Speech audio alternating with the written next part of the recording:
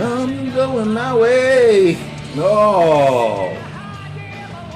How are we doing tonight? We're doing great because we just blocked two. Don't say it. Okay, we bought. Yeah, because we did. We don't know where they're coming, but it's. I didn't say what kind. All right. Okay. But they are hackers. Okay. We read that. Well, they're certainly not. They're not here to. They're not influencers. Okay, well, I just got a very nice email from my agent, and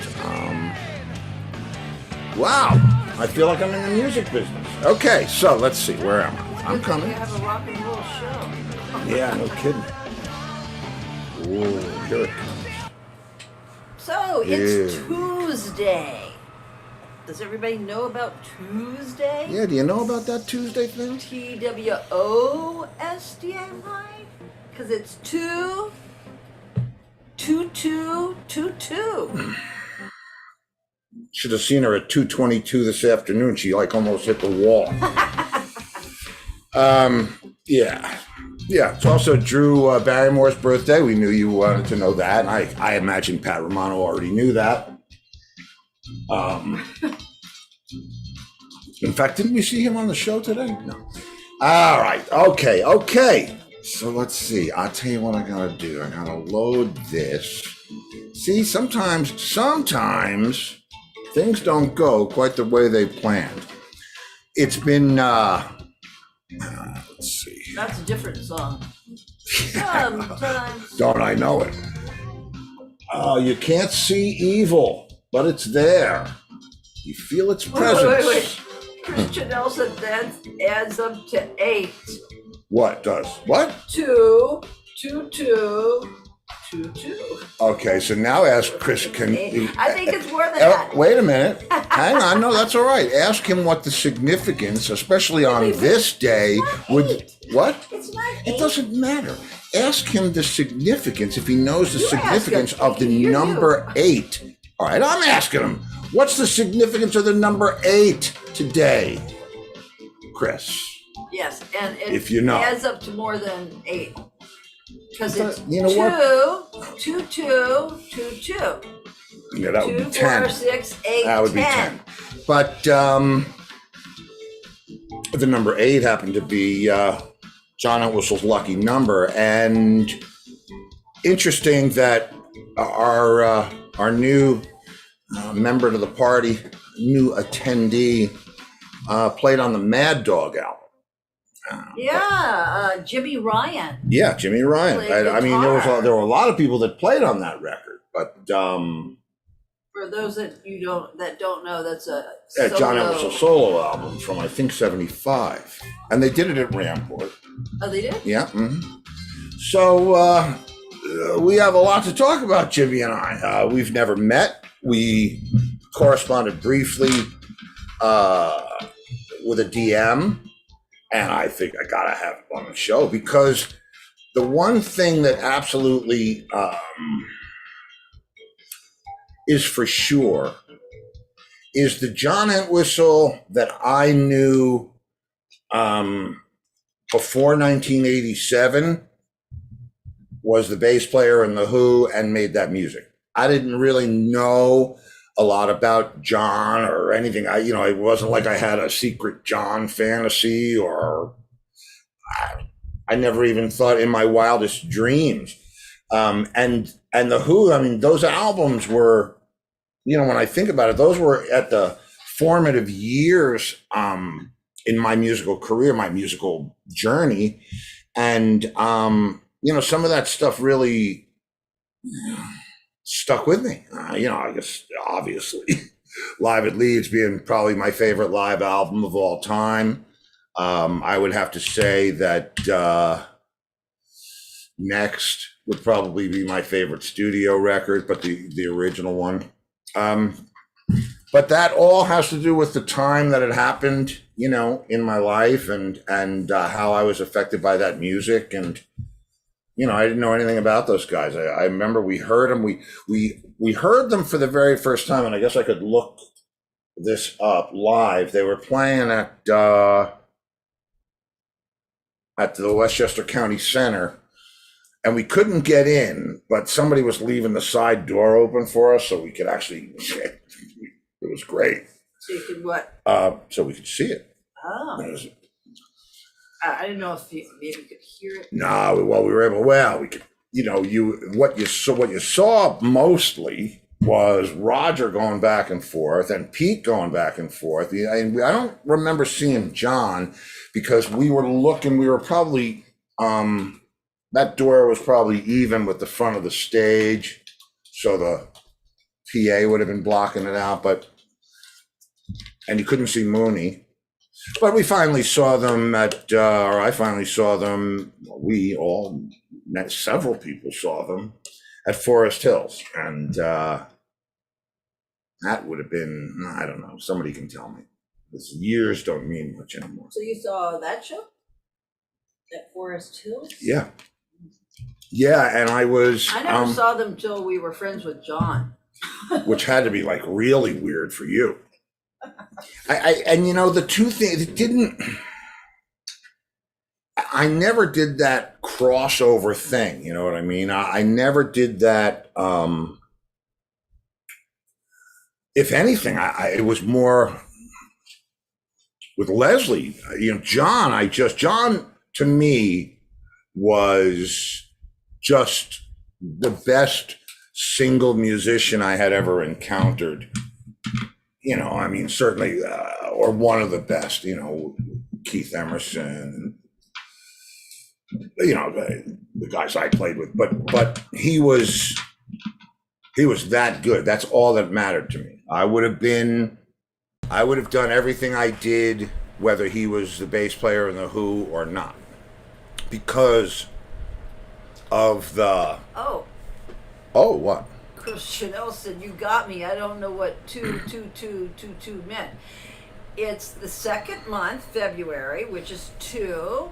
It's the 22nd, which is 2/2, and the year is 22. It's called something, a panamgram or something like that. Like a Palatine or something.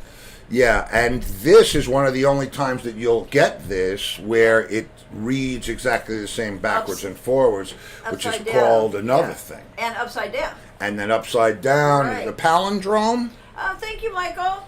Mega.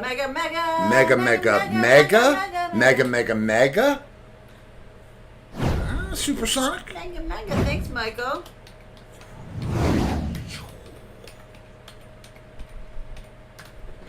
I got a special one. I got a special one for tonight. The mega one. Right. So I guess Jimmy Ryan's coming in soon, huh? Yeah, he should be in soon. I played his. I'll play it again.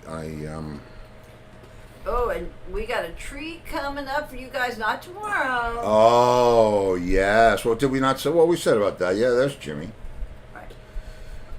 And that's. I have to remember to ask him about Carly. Right, Carly Simon. Because. He's played with other people besides John. Right, he played with a lot of other people. And he was in the Critters. What was their song? The Critters? Something about Mr. Dying. Oh, Mr. Dyingly Sad. Mm-hmm. In case you remember that one. I do. I remember the Critters. I think they did that whole... They were part of the... What year was that? I could ask him, but he's not here, so I'll just look. We're getting requests for tomorrow already. Getting requests for tomorrow already? Mark Visconti wants to know if it's okay for an early request for tomorrow. How about RRC playing some Robin Trower? Is it Robin? I'm not sure if that's rough in video. You have it audio? Maybe. I'd have to really search for that. Oh, Anthony Gisandi is in and asking a request. You don't even come in. What and does Anthony say I remember him. I remember him. He's from. You might want to say hello first, Anthony. Hi. Hey G, tell me what you want to hear. Procol Harum. Procol Harum. Ah, that I can do. Procol Harum. Let's see. Yeah, really. How about that, Gary Brooker? Oh, now he says LOL hi.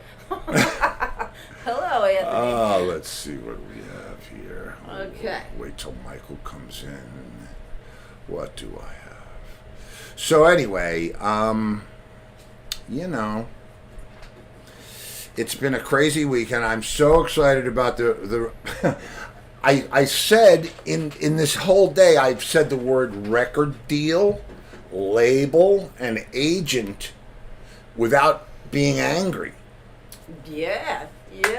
I tell you, my mind is fried with what's going on here. Let me see what I can find here. I'm just looking for something. I don't mean to not look at you while I'm speaking to you. No, I'm just trying to see if I can pull something out of my hat before Jimmy checks in.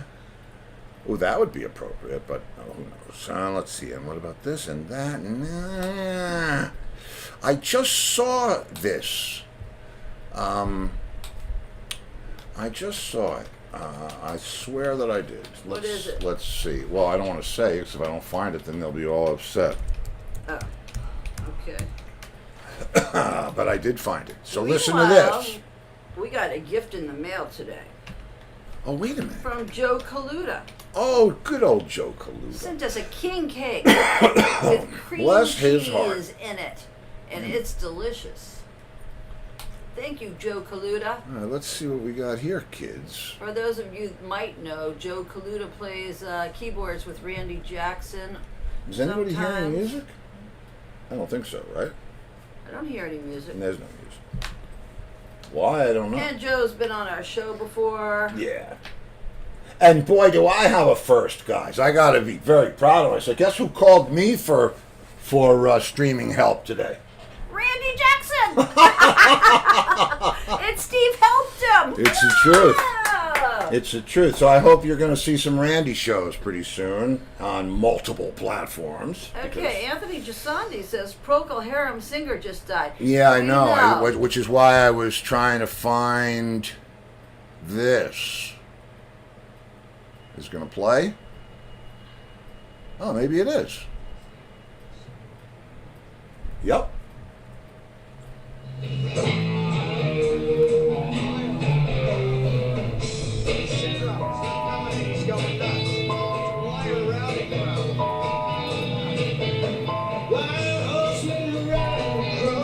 Procol Harum. No, that was where'd my shot go? There it is. Oh well, you'll have to wait for that till tomorrow. Because we got somebody knocking on the door. Yep, we'll have to play that tomorrow I'm having too night. much fun. Yeah, I'll play that tomorrow. That's been the request. I will play that. I think I even have a night. video of that. But I think Jim. That's how we keep you coming back, Anthony. Yeah, that's it. Yeah. First one's free. And here's Jimmy. Jimmy Ryan.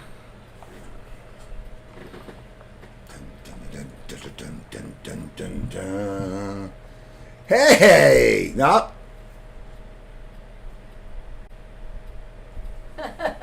No, can you hear me? I'm making sign signals and he's muted. Yeah, your mic is muted. Your mic is muted. I wonder if I can unmute it from here. Ask to unmute.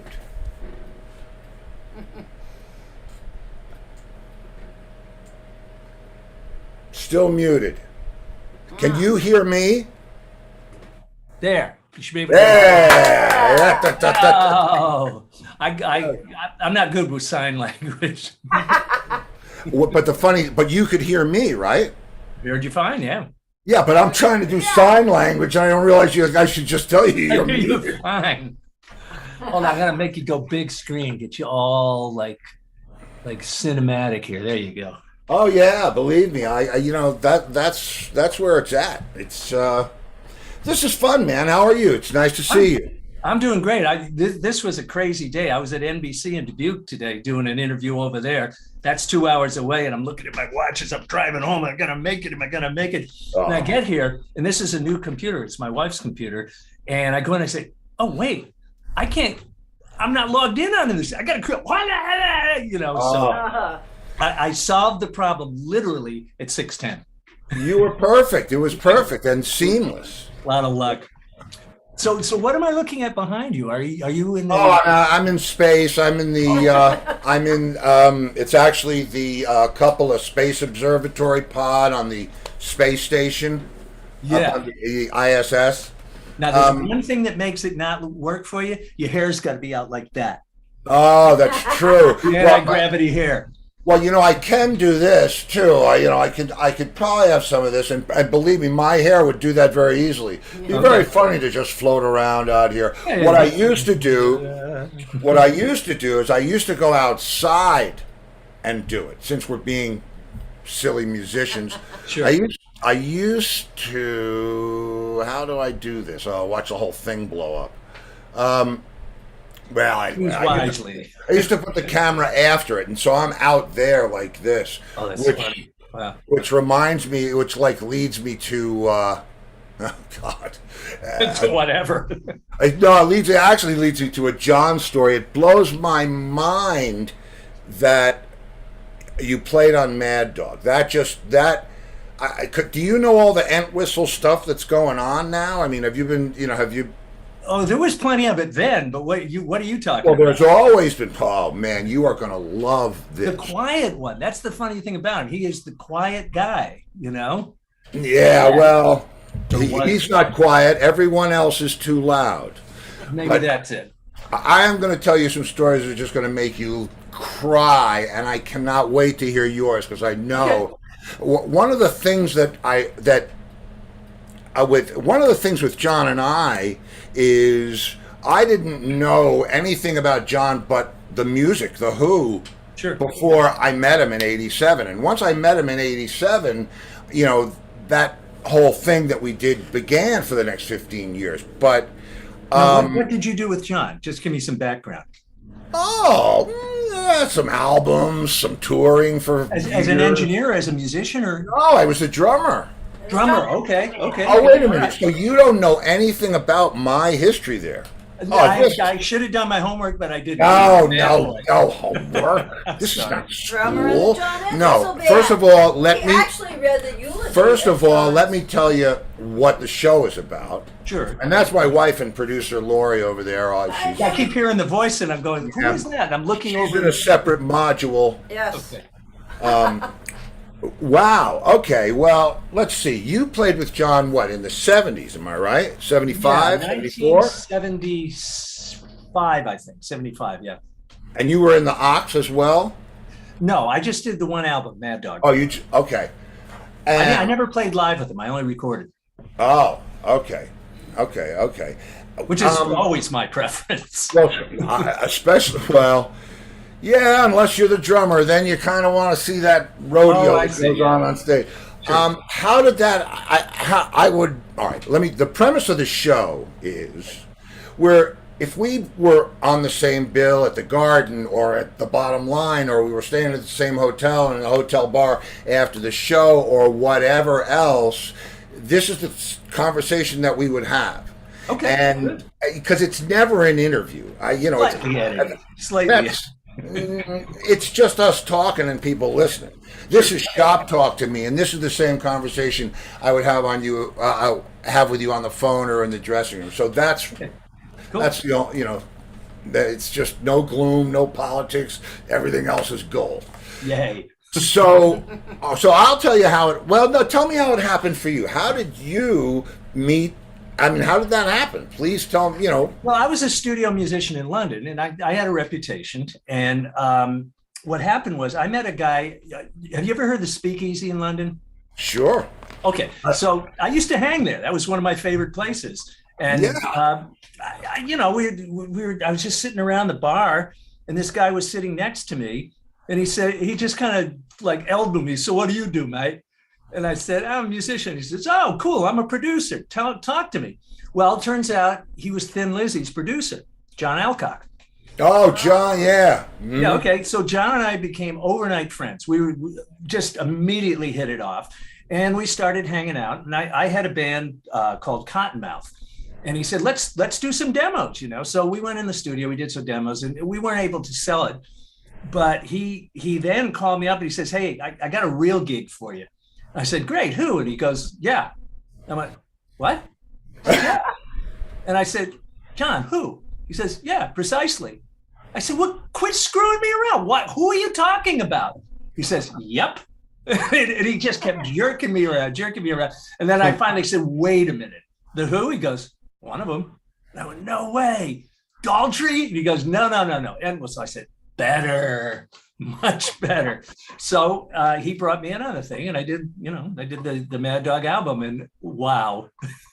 Well, wow. I mean, so the sessions were stupid. I mean, I'm going to tell tales out of school. God bless. No, you can tell. Believe me. Have you seen the book? I'm gonna tell tales too. So, this was a drunk fest. His tour manager would come in literally with a case of Remy Martin champagne cognac. I mean, this isn't Bud Light, man. This is Remy Martin. Tony Ashton, our keyboard player, you had to get something in the first hour because within the first hour to an hour and a half, he would be asleep on the sofa in the studio, and that would be it for the night. So, and then if Tony fell asleep, we just sit around, tell jokes and goof off and play pub music. And I don't know how we got an album done. I really don't.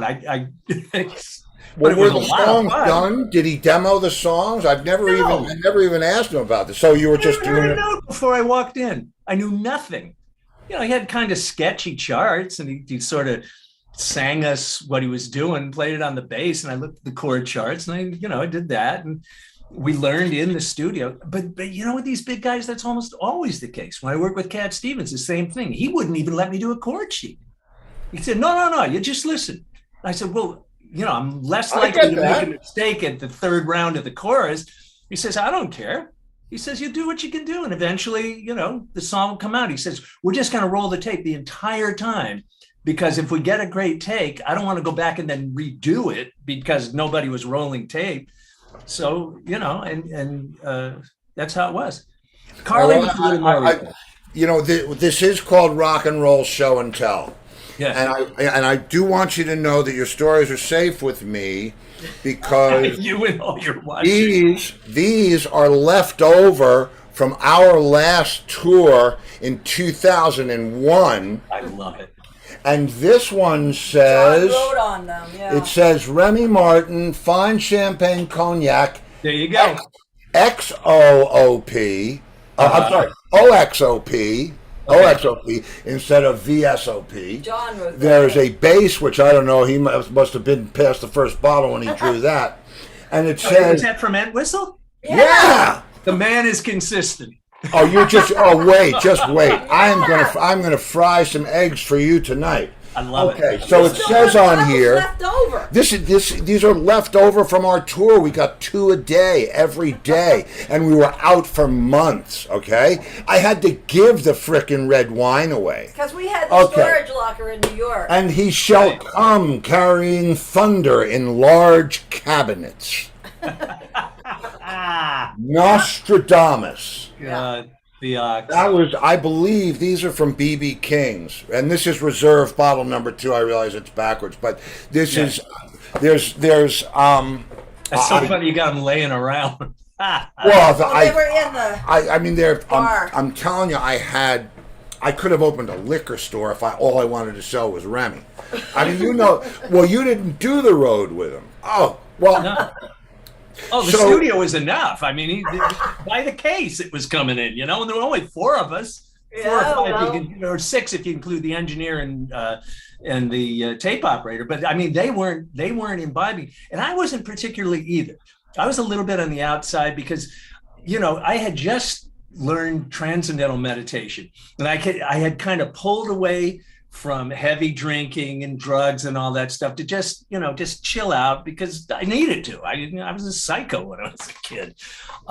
So I would sip gently while I would hold the bottles upside down, Well, I'll see, when I came on the scene in '87, it was Remy and ginger. That was the drink of, it was Remy Martin and ginger ale. Remy and coffee. Yeah. And then it went to Remy and coffee. But So when the album ended, that was just it? You never toured it? That was that? Yeah, that was that. I think what happened was I moved back to New York shortly after that. Now, I met John in New York at Manny's, later on, and it was like old home week, you know, it was fine. But I didn't speak to him for a long time in between because I kind of left town and he got his guitar player, and, you know, we never became close because we were really different. We were very different human beings. Yeah, but he accepted no matter what. I mean, I hate to sound like the Entwistle Authority, and I'm not. I mean, there's, you know, but he accepted people for their gifts, and he was great. Yeah, you know, I mean, that's the way he was. But all right, so let me give you my half of the coin, and I'll try to do this in a very. Well, you and John became fast. Yeah. I'll have to do this in like the Reader's Digest version. It will be here all month. All right. It's NAMM '87, summer of '87, June, in fact, at McCormick Place, Summer NAMM. And my front of house guy says, well, I was in a band from New York called Rat Race Choir. And when we were coming up as kids, we did Live at Leeds. We did all of Tommy. I mean, but we did it. We, you know. And, amongst other things, Led Zeppelin. Yeah, I mean, we did all, that wasn't all we did. We did everything from Mahavishnu Orchestra to You were doing Mahavishnu Orchestra stuff? Oh, hell yeah. Who's playing guitar in your band? Oh, Mark Hitt. Man, we got a lot to share, but that's, you know, yeah. Oh, get your cobham chops going, huh? That's where, man, that is where it's at for me. And I did a clinic with Billy. So anyway, so here, I'll give, so this is like I said, I'm going to rush as quick through this as I possibly can. Cool. So our front of house sound guy for Rat Race is playing with John at Music Mess, a guitar player, fantastic. John said he's the best guitar player he ever heard. No pick, you know, that, and very unique runs. Okay. And so he says, I have this band, you know, are you doing Summer NAMM? John said, yeah. He said, they're at Music Mess. He said, well, I want to introduce you to these guys, right? And this is perfect. You'll love this. I'm going to give you this part of the story verbatim because it's worth it. Sure. We're standing out in front of McCormick Place. It's 2:00 in the afternoon, and who comes walking up but John Entwistle, wearing the leather coat and the spider and the cowboy shirt and the Wrangler jeans and the suede beetle boots and the hair and the, you know, and he just comes walking up out of nowhere and he goes, hi. And Joe said, John, Steve, Dave, John Entwistle. And just as we get introduced to him, a seagull passes over and drops one right on his shoulder. Oh, God. Oh, no. Oh, this is, and he looks at it like this, reaches into his pocket, pulls out a napkin, does this. It's not coming off, and he goes, oh, and says, shrimp. Oh, no. Oh, God, I'm going to vomit. Okay, so, all right, well, we're past the hard part. So I said, man, I said, huh? What's that? I said I was going to vomit. Oh, okay, no, I don't want that. No. So I said to him, you want to jam? And he said, anytime. That was it. So that was like giving me a license to steal. I went on the NAMM floor. I said, who's having the biggest jam? They said, Kramer has the biggest jam. They got Eddie Van Halen and Leslie West and Dweezil Zappa and Neil Schon and, you know, all those guys, all the guys. And they're having it at the Vic Theater. So I go over there, and it turns out that a friend of mine is working, a guy named Doug Brown is working for the company. And I said, Doug, how you doing? What's up? You gave him drum lessons I gave him drum lessons when we were kids. And he said, not much. What's going on with you? And I said, well, I'm playing with John Entwistle, and we're looking for a place to play. Oh, yeah. Well, I don't know, man. You know, a lot of people want to play. So he says, hold on a minute. Yeah. Right? And he runs in the back and he gets Karen Iammello, who was running the company or whatever it was, and she comes out and she goes, John Entwistle wants to play. No problem. I'll send a car. I'll do that. I mean, this is because it's the Vic Theater, which is like an old vaudeville theater, Chicago theater. And there's lots of people there. And it's the Kramer, Seymour Duncan, you know the drill, right? And they got drums and everything all set up. And yeah. Big double set of premieres. And the whole back of the stage is television sets and all the gear you could want to have, right? Okay. So they send a limousine to my motel. And the limousine's got to be a little longer than a motel is wide, right? I get in this thing, and they said, "Where do you want to go?" I said, "To the Drake, please." They take me to the Drake. John comes walking down right on time with Andy. Did you know Andy, the roadie, Andy? Yeah, I'm not sure he was the roadie at the time. Yeah, might not have been. He might. The roadie that he had that would carry the thing in was the same one when I worked with Crazy World of Arthur Brown. It was the same guy. Yeah, I worked with Arthur Brown too. Oh. Yeah.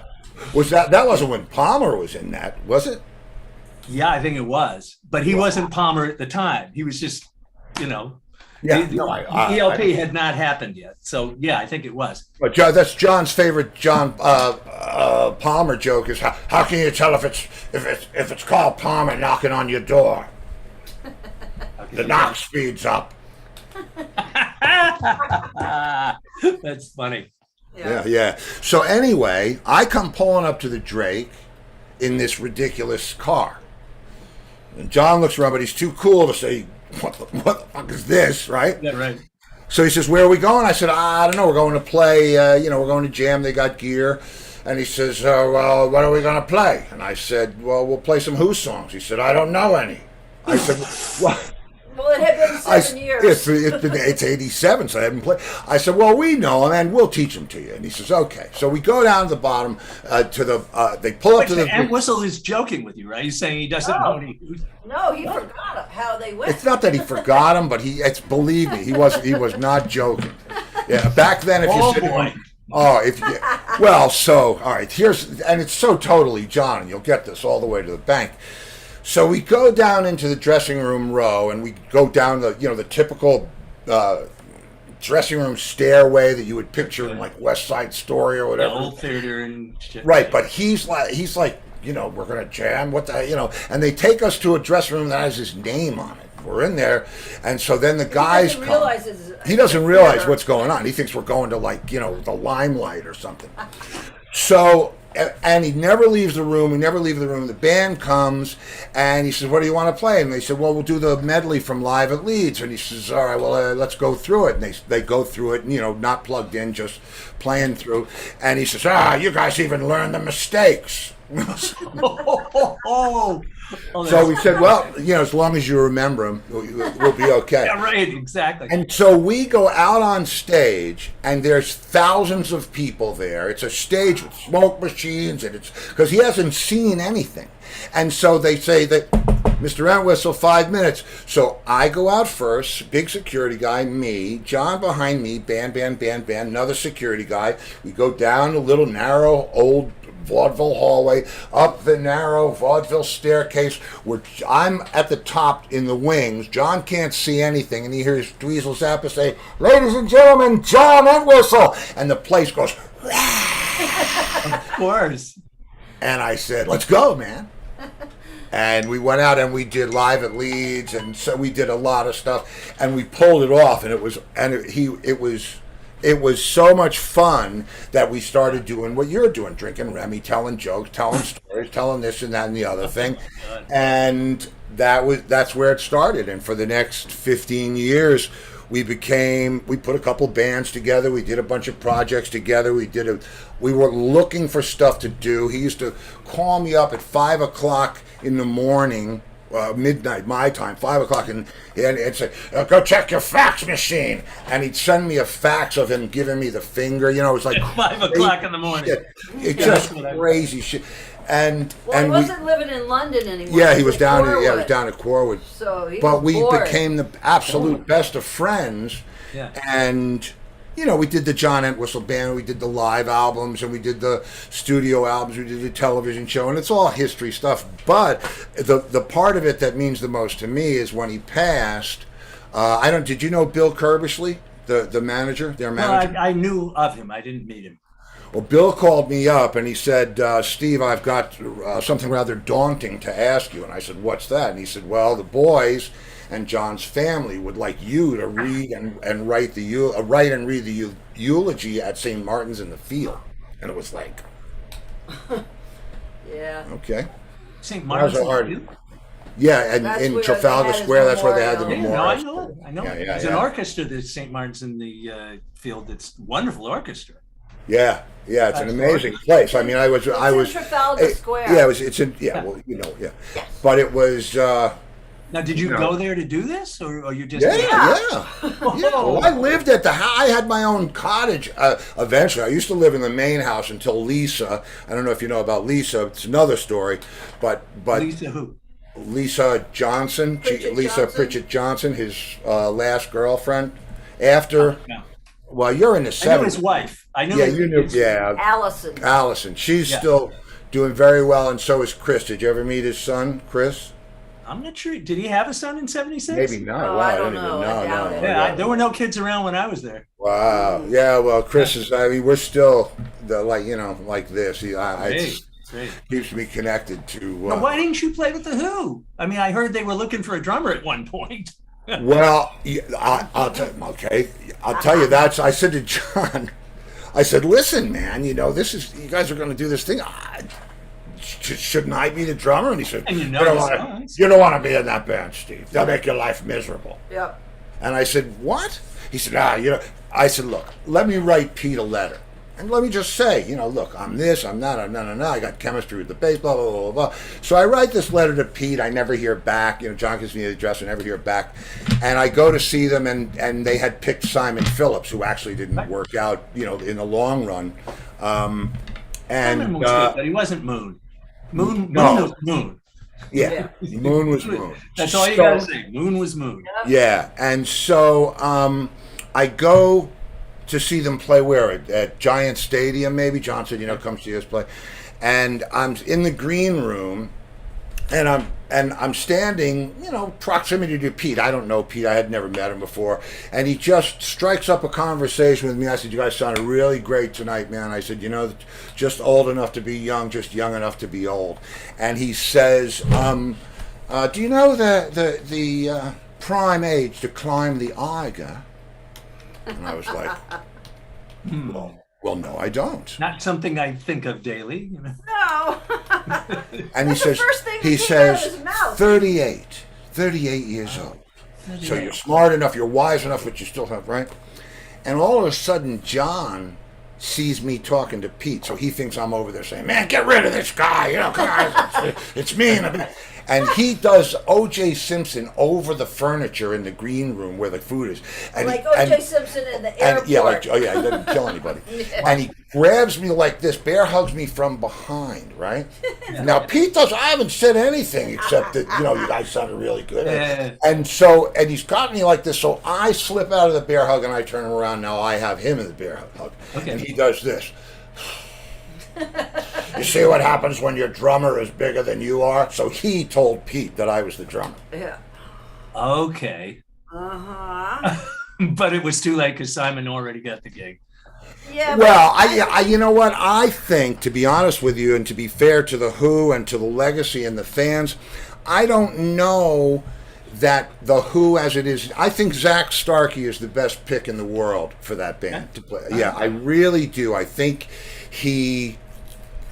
I don't know that my brand of what I did with John, which was when somebody asked John to describe the band, he said, "Well, it's bass and drums and some other guys." I mean, it was a bass solo with some words and chords before. Okay. Yeah.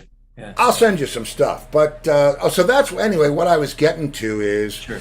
and you'll love this. I just made a deal with a great label called Deco Records for a 2-volume set of rarities, right?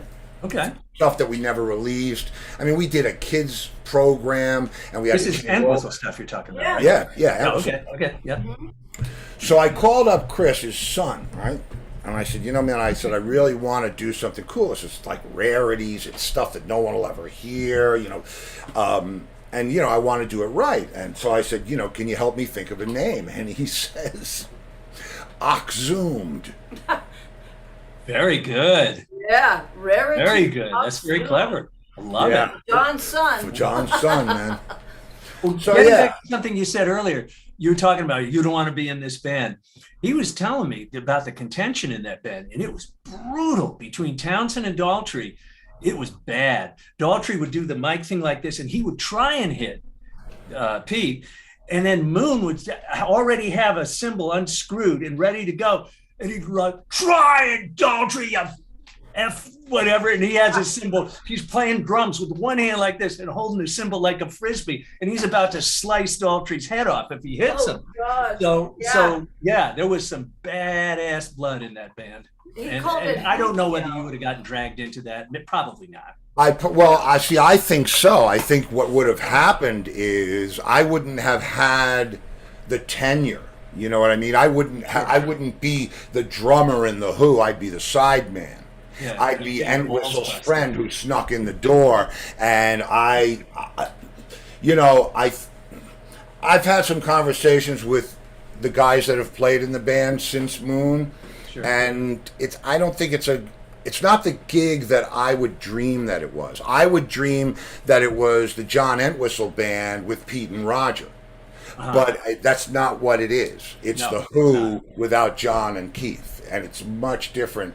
I don't know. Like I said, I think Zach is the absolute perfect guy for that band. Right temperament, great look, good energy, and plays. It fits. So, but isn't it ironic that the remaining two members are the ones that hate each other? I was thinking about that today. I was thinking, when we were talking about things. John was the peacekeeper. Because John. Yeah. I went after when John. One of the things that I did with him was we were going to make a documentary, right? Mm-hmm. And it was before he was going out on a tour. The Entwistle Band had the summer off. He was doing a Who tour. I say so. Anyway, none of these stories are short.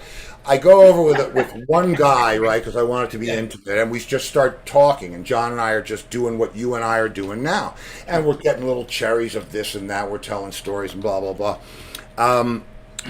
But the film never gets finished because the finance guys, the rest of that story. But John named it. It's called An Ox's Tale. So, Tale, right? Very clever. Yeah, sure. And they were going to carry it on. Anthill was going to include it in the merchandise. I mean, it was like, wow, great.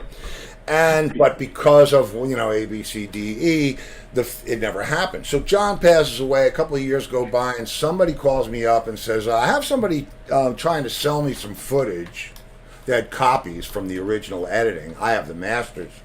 And I said, and they said, I'm thinking about making this film. And I said, okay, I'm thinking about calling my lawyer. Right.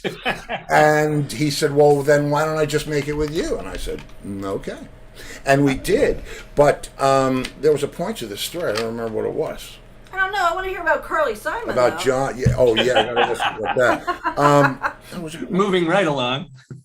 Oh, I don't even know now, man. It's like, oh, yes, I do. So John's gone years now. Maybe it's 05.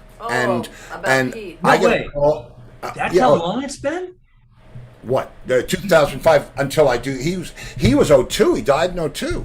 It's going to be 20 years this. Oh God, time is flying.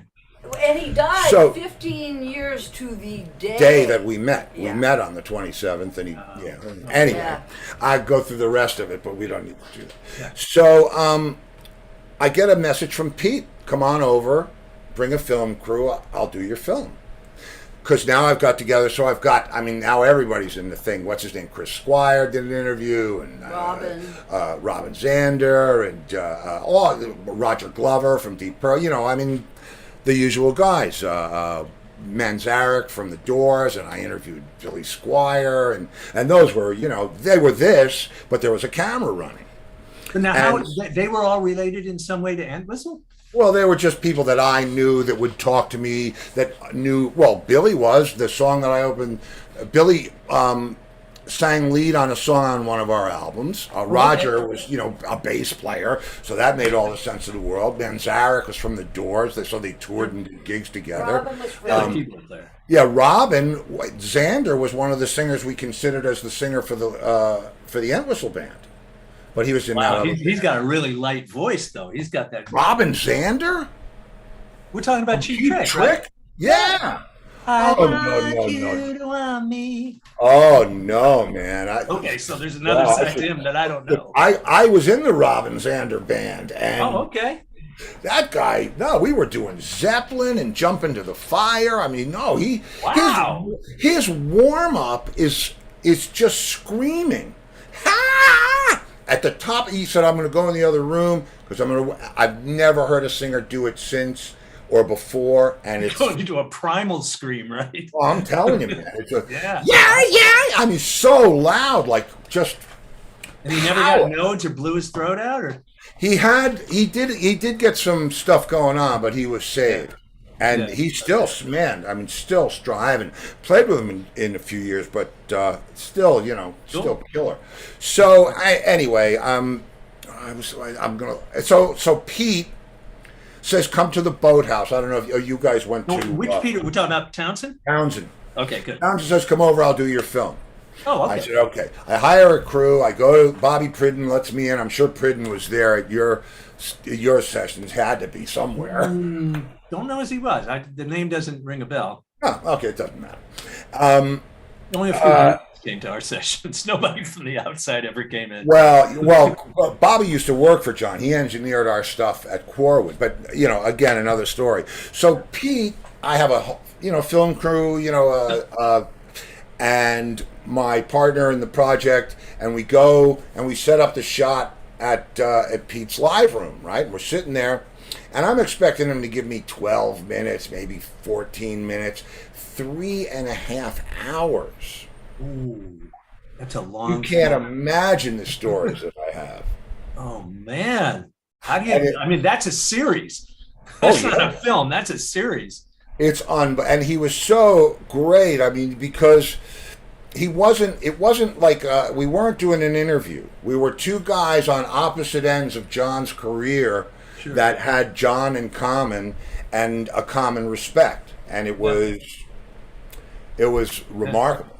Very cool. Anyway, I said, but John, I'll tell you that you made records. I give you this. I'm producing this record, right? And he walks in.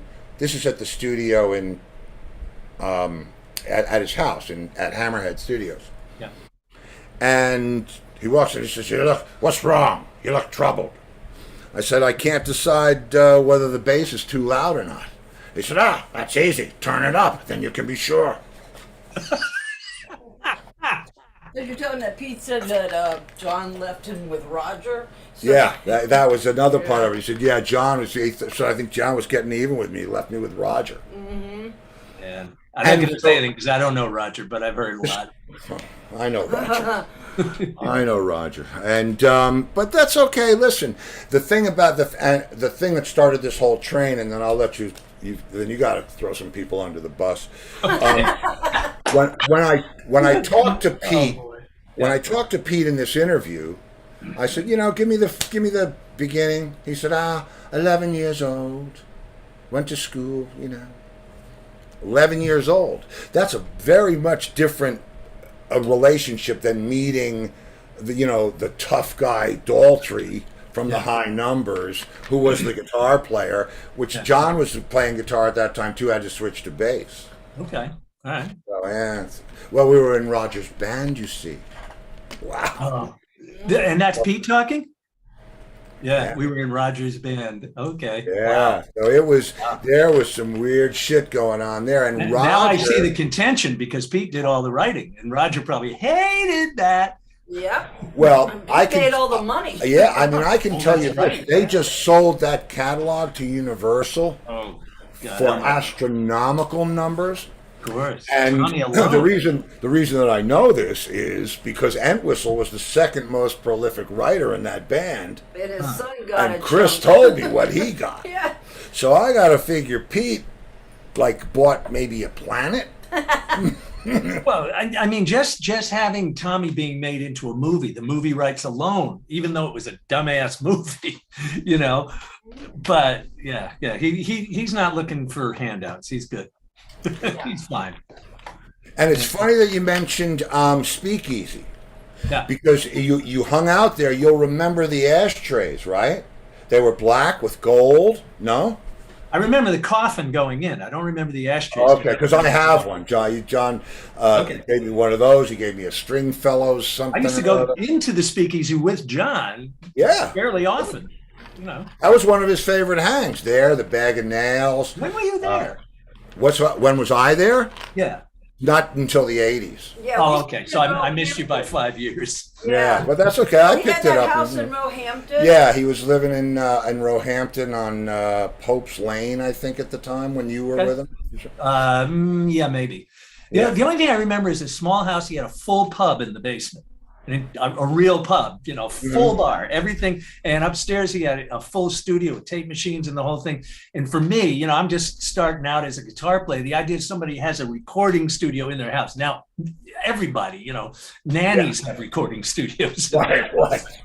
You know, but in those days, that was, I was very impressed. But the thing that was the funniest thing is in his driveway, he had an Imperial. Do you remember Chrysler Imperials? Sure. Okay. Well, every car around was like a little Mini, an Austin Mini, not the hot rod BMW souped up ones we have over here, but the crappy little, you know, with the 2-cycle engines in the front. And he's got this ferry boat in his driveway that's the full length of the house, this gigantic car. I said, you ever take that thing out? Not that often, you know. Yeah, but you know, he never learned to drive. Get out of here. Oh no! No! Oh God! He never learned to drive. He had. So what is he doing with an Imperial? He had a lot of cars. He liked to drink in it. He would be that's good. it. Somebody else drove. He had Kenny. Yeah, Kenny, you had to know. Well, maybe you didn't have to know Kenny, but he was your time. When they were doing all the fringe stuff, all the leather and all that stuff, it was Kenny, his driver, that made all that stuff.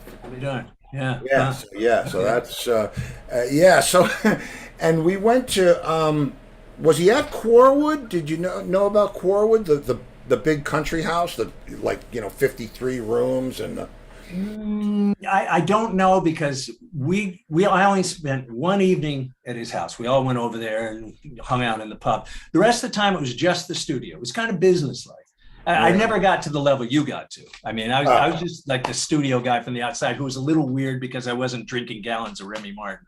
So I think I made him nervous. Well, Steve didn't drink. Yeah, I didn't drink. No, I didn't drink. I mean, I did. I've been trashed with him, Steve legless as he calls it. But yeah, see, I was always a pothead. Yeah. Oh, okay. Yeah, me too. Yeah, but he was. Yeah, hence Cottonmouth. Yeah, I've told this story a million times, Yeah. but you'll love this. We're playing B.B. King's, right, in New York. Yeah. And the promoter comes into the dressing room and he goes, Steve, I know you love the good weed, man. You got to try this. And he hands me this joint. And the minute I taste it, it's like, oh, my God. It's like heaven. I said, John, you got to try this. No. I said, what? Because John didn't smoke. John didn't. No, he didn't. Cigarettes. Yeah, he smoked cigarettes. So I said, John, aren't you the guy that, the best of everything? Isn't that you? This is the best. Twist his arm. And he goes, right. And he goes, and it's so funny, not even like a cigarette. He goes, right? I said, hold it in, no cheating. And so the evening goes on. It's finally time to leave, and we hop in a cab because we're only a few blocks away at a hotel. And he says to me in the cab, Steve, when does this stop? Right. If he's not used to it, probably got it. Yeah. Oh God, he was getting paranoid. Oh, he was getting all and Sure. the jokes, the best. My favorite times with him. Your interviews are going to run over because it's 5 till 8. Oh shit! And we haven't even talked about Carly Simon. What time is it? Oh my God! Holy man! Can we do part 2? Sure, absolutely. Okay, cool. Good. Because this is nuts, man. I mean, this is just. I know. When you reached on Facebook and you said you played guitar on Mad Dog, especially on wow, that's just. There's somebody that played with John on Mad That's Dog. like, man. You're the first person to ask me about John. Everyone else wants to know about Carly and Cat and Croce and all the C's. Well, if I would ask you about the Critters, because I remember the Critters. Oh dang! Okay. Oh hell we just yeah! had Frankie Carr on. But let's go. Yeah, we had Frankie Carr. But let's go to Carly Simon, who was playing drums then. Newmark. Oh, right. That was okay. Well, I mean, in the initial phases, Andy was there. Andy and I and Paul Glanz, who was the final keyboard player for the Critters, had a band together called Ivory. And we were before ELP. It was Paul was on organ because Paul and I were with the Crazy World of Arthur Brown. Palmer was the drummer there, but then he didn't come and join us because he was English, and so we were American. So I don't remember how I ran into Andy, but somehow he was looking for work, and we played with him. I said, "Oh man, that's really good." And what happened with Carly was, I had already done her first album. And then she called me up and said, they're really pissing me off. They want me to play live. And I go, that's pissing you off? She goes, yeah, I want to play live. I'm like, okay, well, so the reason you're calling, she says, you got to help me put a band together. I said, well, I just happen to have this band. And so they came over and played, and she loved them. That was the band that did the whole Anticipation album and the tour and all that stuff. Wow. Well, you see, she was, from what I understand, I don't know her, but she used to get almost debilitatingly nauseous before every show. That's what we heard. It got worse as time went on. She was nervous initially, but she and I were very close before she made records. We were good buddies. Really? Oh yeah. I don't know if it was after the Crazy World of Arthur Brown or before. At some point when the Critters ended, I needed a job, and I was not yet a studio guy. I was just a critter. So the guy who produced our last album, Dan Armstrong, had a store in the Village. And I called him. I said, look, do you need help at the store? He says, actually, I need a store manager. You think you could do that? I said, oh, hell yeah. So I took the job on, and his girlfriend was Carly. Wow. And at the time, Carly was a secretary. She wasn't, she hadn't done an album or anything. Wow. And then eventually, after a year or so, I started getting jingle work as a guitar player, and she started getting jingle work. So we were doing jingles together. And then eventually they broke up, and I left the store because I was getting enough studio work to support myself. And she called me and said, look, I just got an album deal. You want to come play in my album? I said, oh, hell yeah.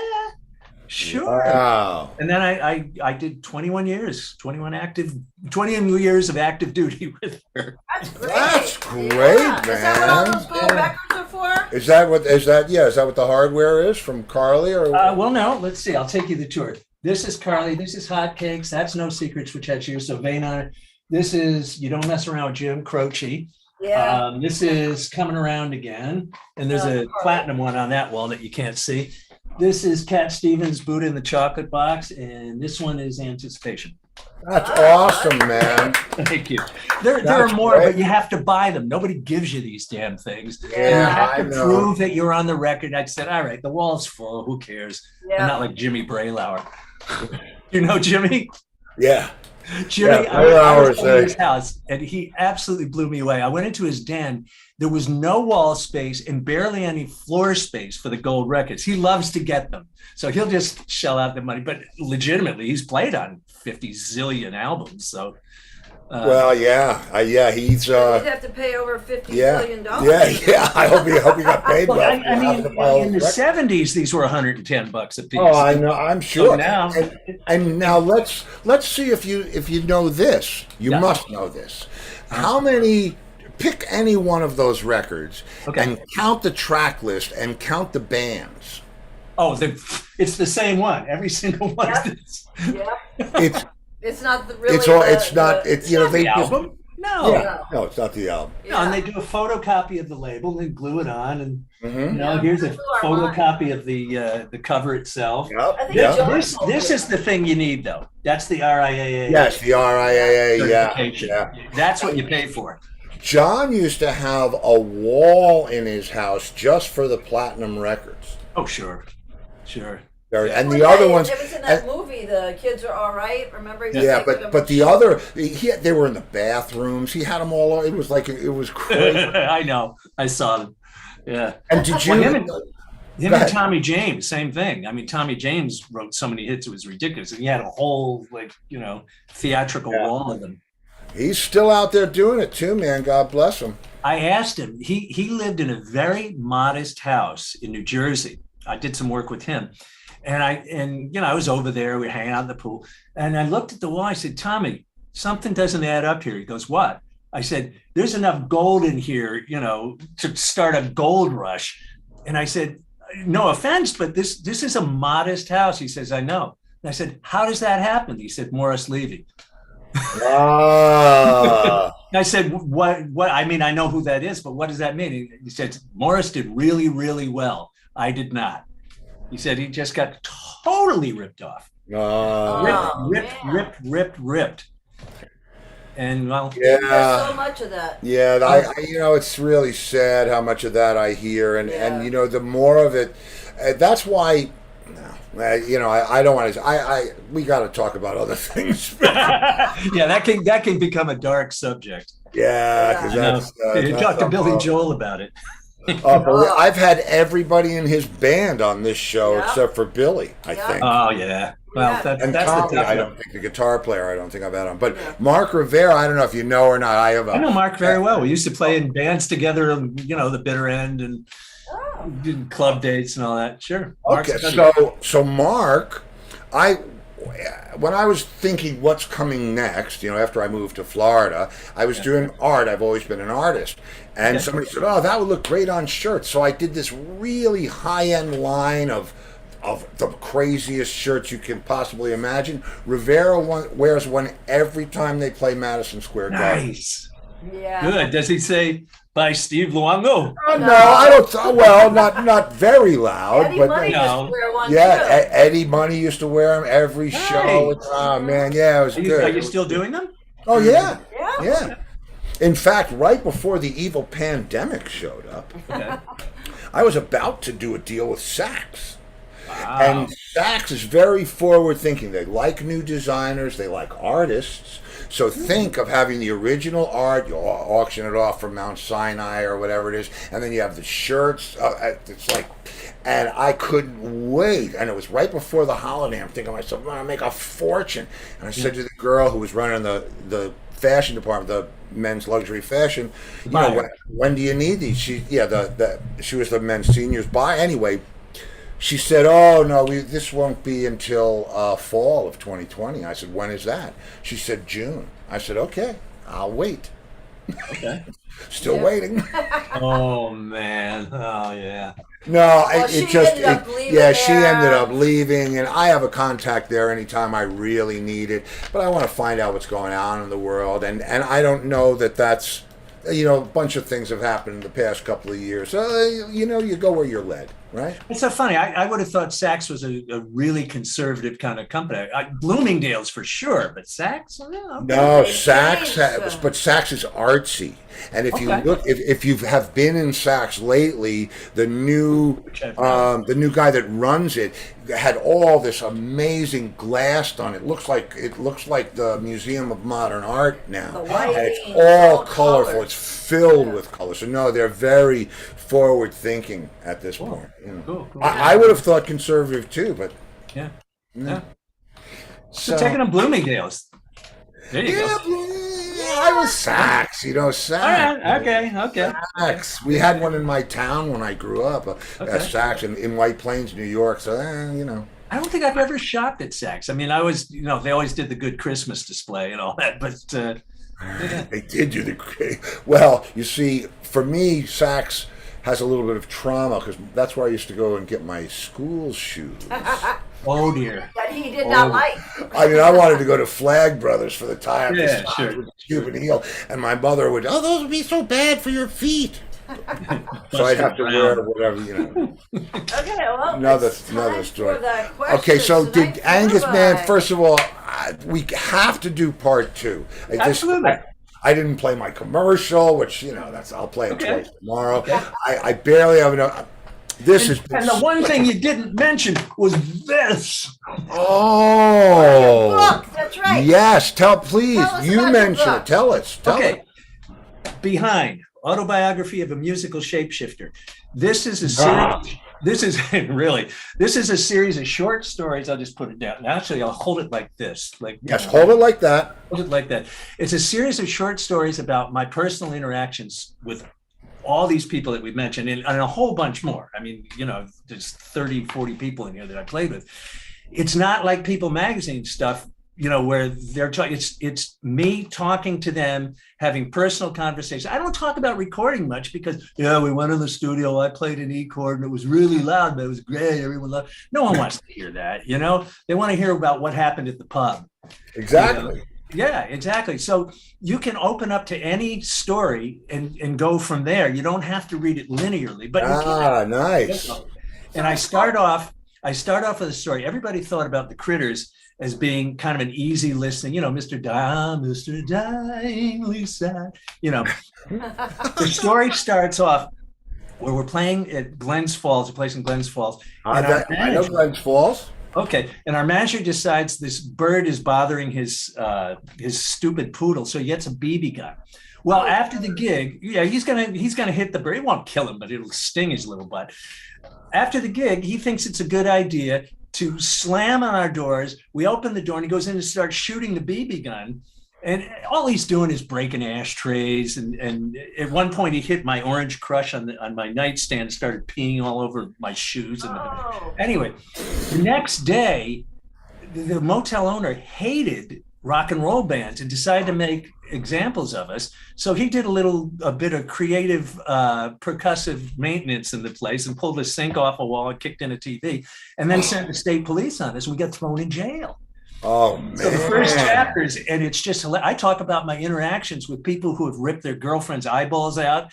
And, it's a really funny story. That's where we start. Hysterical. Wow. All right, well, I just wrote it down. And how ironic that you played on Cell Number 7. Cell Number 7, right. I mean, did he ever tell you that story? No. Well, I mean, if you did, it didn't sink in. I don't remember everything. I'm very old. You know what? I'm taking us down a bit. Volume 2. Jimmy, behind. Yes, dear. Autobiography of a musical shapeshifter, available where? Everywhere. It's an international release. Barnes & Noble, everywhere. Amazon. Oh, excellent. I'm letting people know. I have a real publisher. It's not even a self-published book. I actually signed with a real publisher. Yeah. Wow, that's cool. Great. So it's a really fun, funny book. And, there'll be a lot of stuff you'll find out about people that you wouldn't know. I talked about Carly a lot because, we were very close. Talk about going to her manager was the entertainment director for Playboy International. So we got her to invite us to the Playboy Mansion in Chicago, and then a party at Victor Lowndes' house. He's the British guy, and I ended up decking Roman Polanski.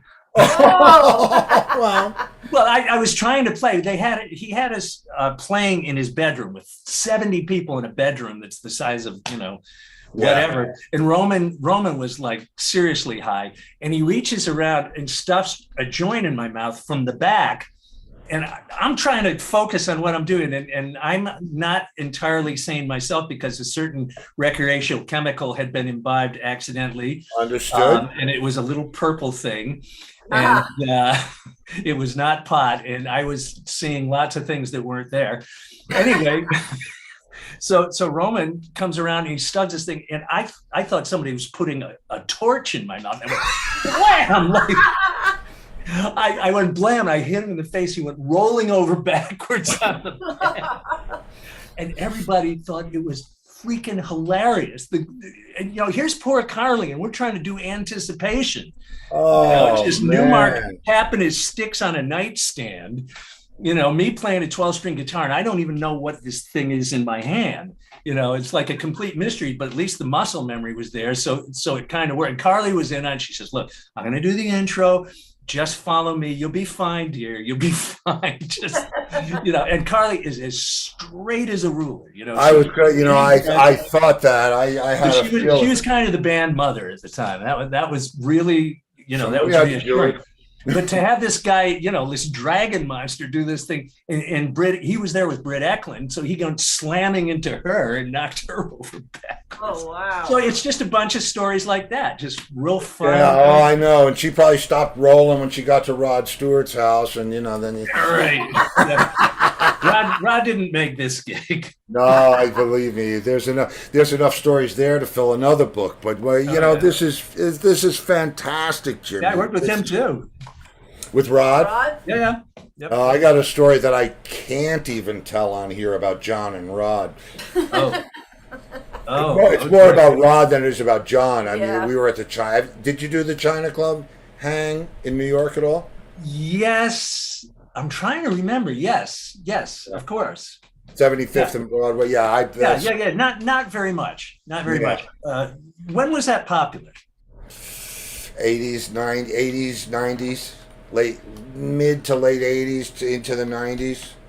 Yeah, I was more like Tracks and JPs and you know that crowd. Yeah, Max's and Tramps. Yeah. And the downtown places, CBGBs and all that. I played the Mud Club with Martha Reeves. Remember Martha and Monday? Sure, Martha and the Vandellas. Okay, Martha was a serious gospel, Bible, real religious person. And she goes into the Mud Club, and there's guys with test tubes through their brains, you know, hanging with earlobes down to their pockets, and women with like one eye and hair this tall and mohawk. And she walked in there, and she honestly believed she was in hell. We were down in the basement. She just, you guys got to come together. We got to pray to Jesus right now. These people are possessed by Satan. This is Satan, and we're going to go out there and we're going to bring Jesus to them. I don't care what they're thinking, what they're doing. We're going to bring Jesus to these people. I said, amen, Martha, let's do it. They saw him before you did, Martha. And we were opening for the Cramps. You want to talk about like what kind of a show is this? There's a double bill. That's the Monkees and Hendrix. Yeah. So we get up there and we start playing. And these people are like, you know, they're looking at us like that. It was really weird. And sooner or later, I mean, she's really good. She's a really. Yeah. You watch this, they're like this, and then they go. and they're starting to smile and they're starting to groove, and she owned them by the end. She brought Jesus to these people. She's Martha Reeves, man. And this was one jaded audience, man. This was the most FU audience you have ever seen, and she brought them to Jesus. Wow, yeah. That's what happens when Jesus is on your side. I guess. There you go. Because he must have been there that night. Yeah. That's all right. Amen. Okay, did Angus send you the questions? He did, and I don't recall, but I'm sure I can answer them. Okay, they're very easy. Okay. They really are easy. There. Fire away. We could just bang them right out. Okay. All the road trips that you've done. You're going back to that one place, favorite restaurant on the road. Oh, I can't wait to get back there. This is going to be an odd one. Wicker Park in Chicago Airport. Oh, okay. And the reason why is it's a fantastic Japanese restaurant, and I spent the last 10 years at what is the name of it? O'Hare Airport, because I fly from Cedar Rapids here in Iowa to O'Hare, and then from there to anywhere else, because Cedar Rapids is just a little place. So I would always get layovers there, and I would just pray that I'd be flying around noon, and I would go there and just have the best sushi and the best everything. It just I loved it. That's believe it or not, it's not the first it's not the first airport. Kishman. Yeah, Dallas Tony Airport. Kishman.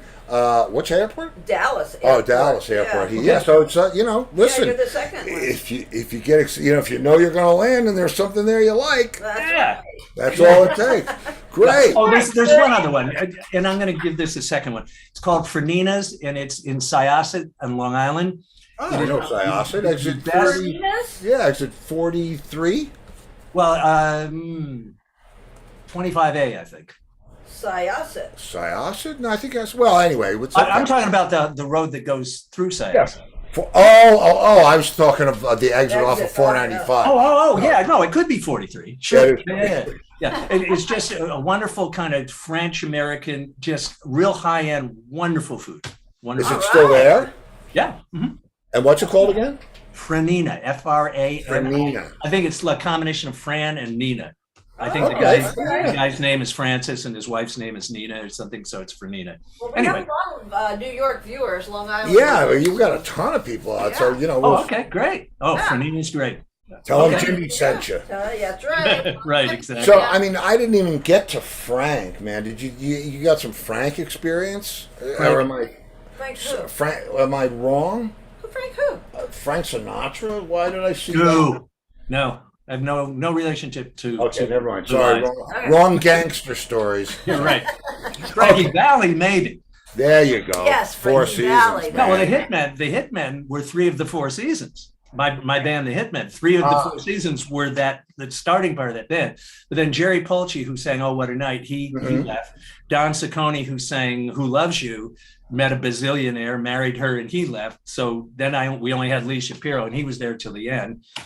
He arranged those 2 songs. They were the 70s 4 seasons. So for most of that time, we had more 4 seasons than Frankie did in his band. He only, he had like just summer. Yeah, well. You had the rest of the seasons. Yeah, right. He was in Florida. Took me a minute. That's it. Listen, take time. We, not like we didn't run over. I'm a little slow. That's okay. Okay, question 2. Yes, question 2. Set list comes out, and there it is. From any time period, any band, favorite song to play live. Kashmir. Oh, yeah. Kashmir. But in the oddest circumstances. While I was doing TV scoring, I didn't want to stop playing live altogether, but I was spending all the time in the studio writing for NBC and CNBC and all these people. And I had a friend who was a jeweler who happened to have a fantastic voice. And he said, why don't we just get together and play? And I said, yeah, that'd be fun. He was an okay guitar player, but good enough. And we put this duo together. I had good arranging chops, and I kind of worked things out so that if we wanted 3-part harmony, I would fake it by playing the 3rd part harmony on the guitar. And people would hear us doing Crosby, Stills, and Nash songs, goes, where's the 3rd person? How are you guys doing that? So it was really fun. And I said to him one day, I said, let's do Kashmir. He says, no way, we can't possibly do that. I said, yes, we can, and we're going to.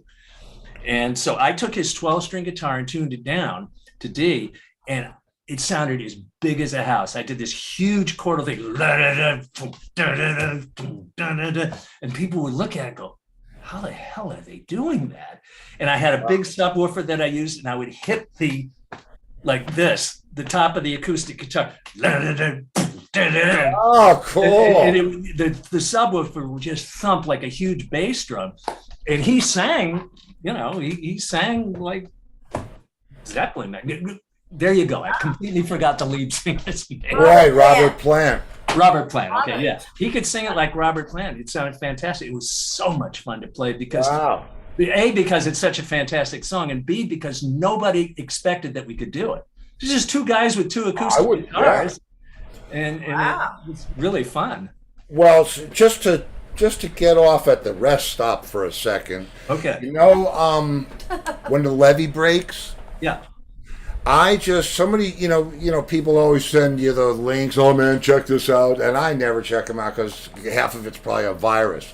But this one thing was John Paul Jones redoing When the Levee Breaks with like all these world musicians. If you can see it, it will it'll tune your banjo, man. I'll look it up. And he's got Derek Trucks playing the lead on slide. It's awesome. Oh, you got to check it. I'm telling you, it's great.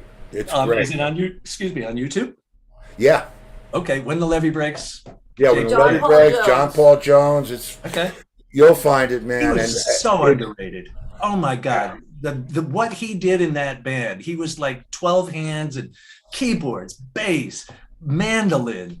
And everybody talks about Page and Plant, and hello, what about this guy over here? And Bonham. He was the John Did you ever see the photographic book that their band photographer put together? Yeah. Yeah, and he talks about how they kept telling, no, just Page and Plant. You want to get pictures of Page and Plant, and then Bonham found out about that, and it was a tense band meeting. Wow. What the?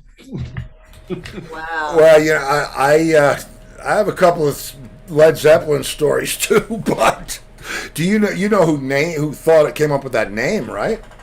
I thought John. Oh, okay. All right. John. Because they were doing something. Yeah, that'd go over like a lead balloon. Yeah, they were Led Zeppelin. Yeah, they'll go Led Zeppelin. Led Zeppelin. But Richard Cole was their driver at the time. Okay. And Richard Cole went back to Page and said, they're not into it, but they came up with a kind of a cool name. All right. Yeah. It's all so weird how it's connected, man. It's The just rest is so how they weird. say history.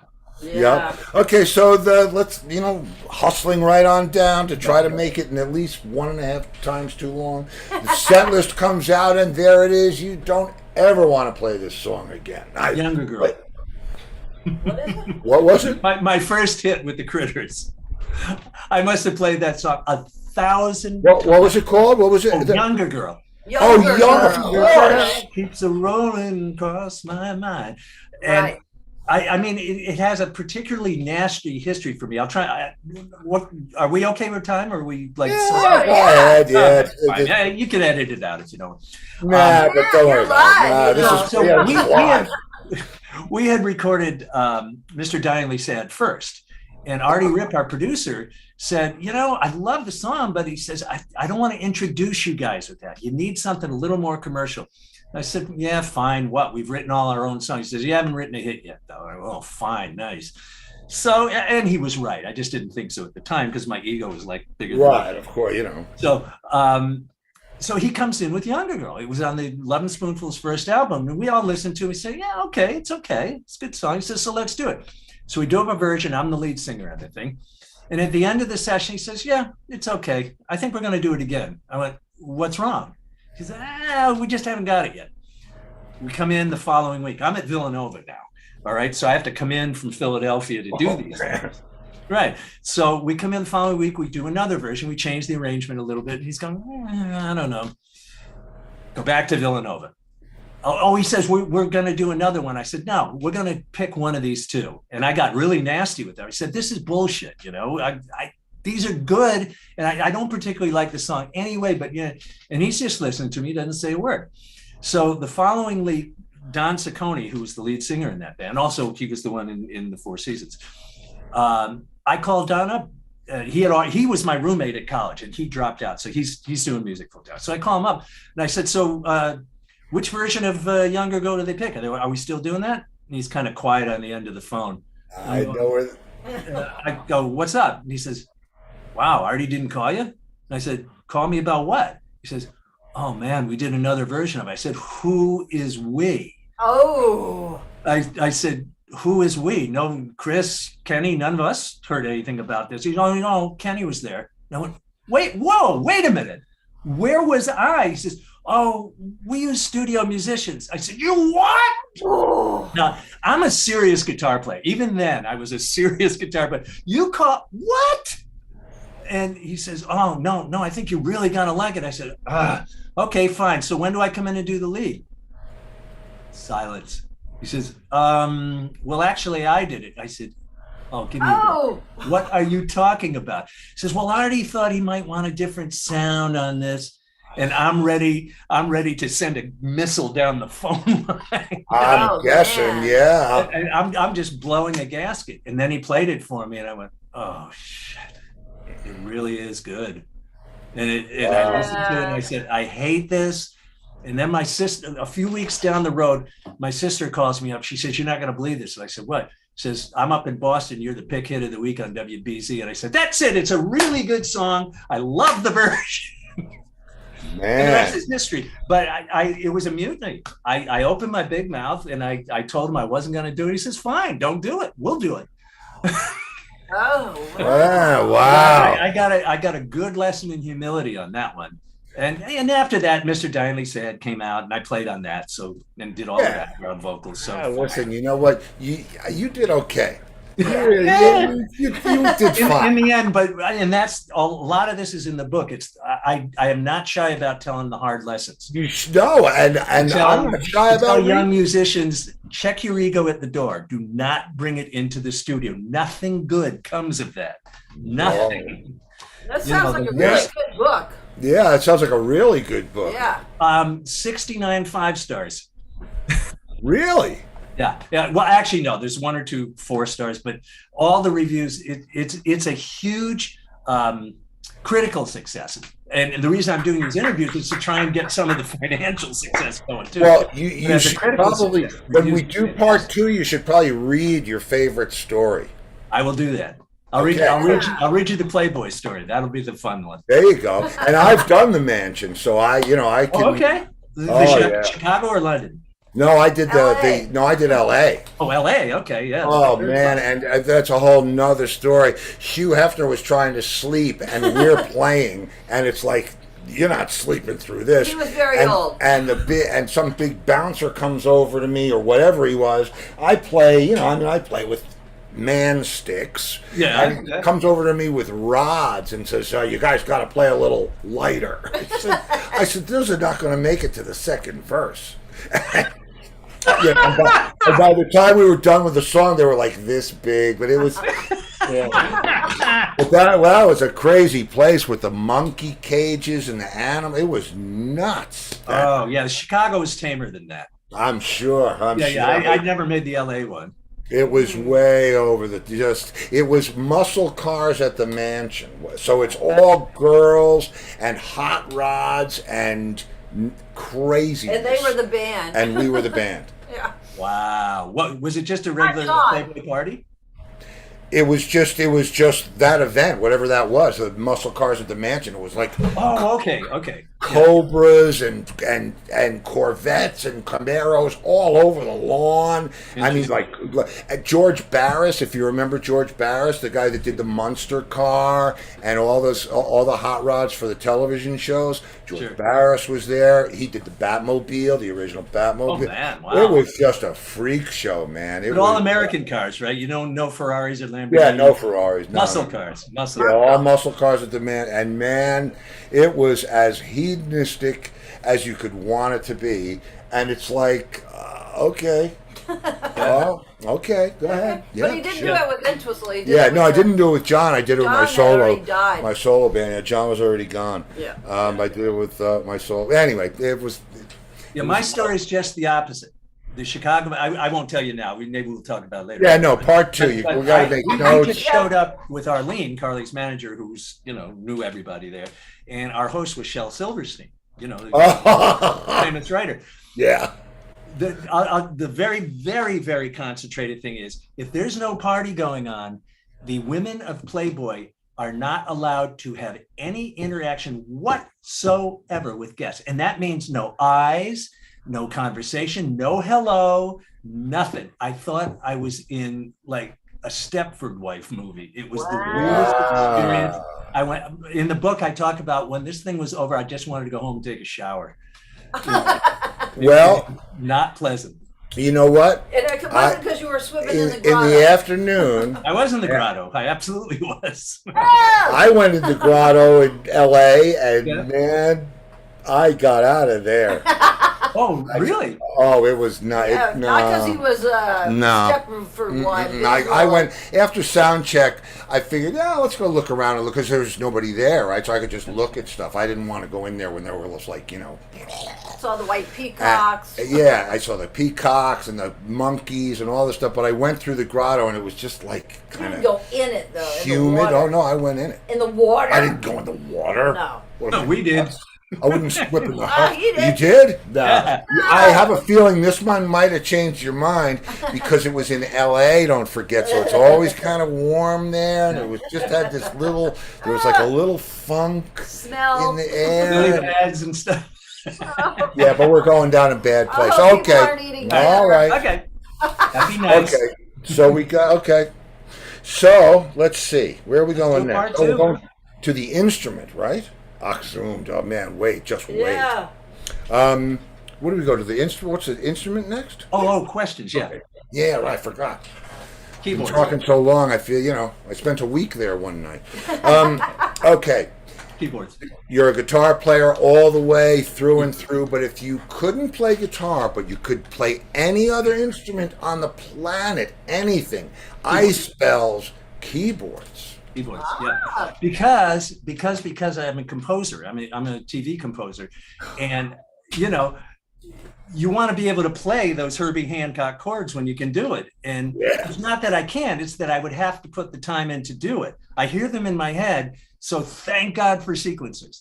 I will tell you how I do keyboard parts. Okay. This is the nuttiest thing in the world.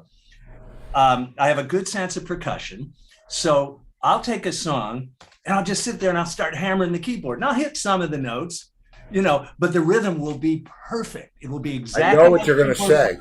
You want me to finish the sentence? I'm going to Logic and just move the notes to the right place and get the dots, the wrong ones out of the way. And by the time it's done, it sounds like Richard T. Man, I do exactly the same thing because I am a drummer. So my time, I don't even have to quantize it. And by the way, I compose for NBC, CBS, Discovery, A&E. I've got, those are things we'll talk about too. You've been ripped off too. Oh yeah, actually. Yes. Actually. Yes, he has. Actually, that's my CSAC so I can't read it. It's my CSAC statement, and I didn't know that there were thousandths of a penny. I didn't know. Oh, yeah, I know about those. Yeah. I know about those. My and I just got Europe gets those. Oh, okay. Yeah, well, I was ASCAP in New York, but I went to CSAC. Composer friend of mine told me to do it, and they have really done the right thing for me. And talk about not getting ripped off. I still have half of my writers. Wow. Yeah. Writers or publishing? Publishers. Sorry, did I say writers? You said writers. Yeah, no, half of my publishing. Yeah. So I still get the checks, man, and hey, you can pay. I bet you didn't make that deal recently. A few years ago. 24. Well, okay, all right. This is how it happened, though. It's a friend. It was somebody in one of John's bands. Yeah, it was. Which network?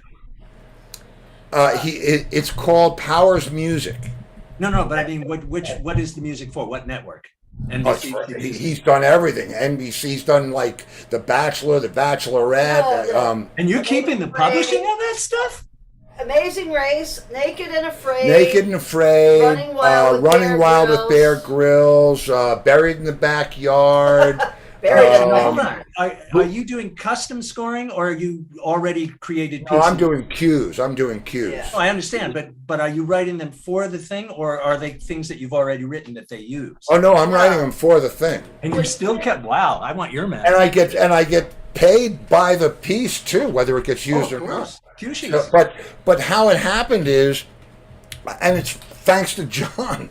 I did one tour. He played with me in '87. We did a month's worth of dates, and we had so much fun. He said, "I want you to join my band," and I went to England and joined his band, and called The Rock. Yeah, called The Rock, and I said, "You can't call it The Rock because it's going to be featuring John Rock." Yes,